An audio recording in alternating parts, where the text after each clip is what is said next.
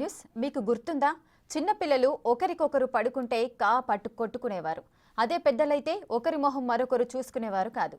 అదే ఇప్పుడు సోషల్ మీడియాలో జమానాలో ట్రెండ్ చేంజ్ అయింది. ఒకరికొకరు అన్ఫాలో చేస్తున్నారు. తాజాగా అల్లు అర్జున్, రామ్ చరణ్ వ్యవహారంలోనూ అదే జరిగింది.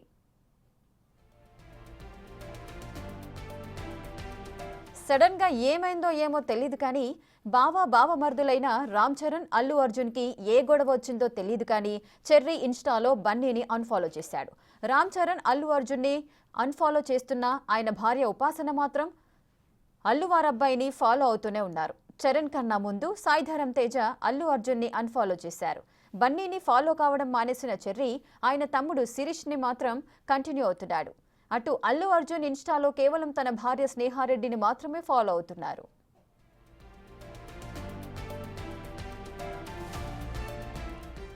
ఏపీ ఎన్నికల నాటి నుంచి అల్లు, మెగా ఫ్యామిలీస్ మధ్య సరైన సంబంధాలు లేవని చెప్పాలి. ఇటీవల తండేల్ ఈవెంట్ సందర్భంగా అల్లు అరవింద్, చరణ్ తొలి సినిమా చిరుత యావరేజ్ కంటే తక్కువే ఆడిందని అన్నారు.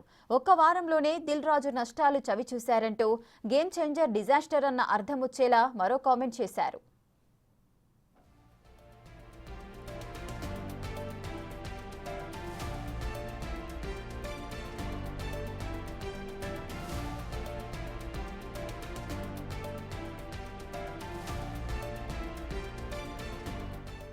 దీనిపై భయంకరమైన ట్రోలింగ్ జరగడంతో అల్లు అరవింద్ ఇందుకు వివరణ ఇచ్చుకున్నారు.